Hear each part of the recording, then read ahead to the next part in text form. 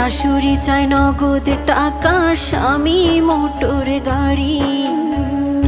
নিত্যদিনের যৌতুক জ্বালা সইতে নাহি পারি। কথায় কথায় ওরা সবাই তোলে গায়ে হাত, নোংরা ভাষায় দেয় যে গালি, তুলে বংশজাত। একদিন ঠিকই শুনবা বাবা তোমার মেয়ে নাই, যৌতুক নামের মরণ ব্যাধি হবে সেদিন দায়।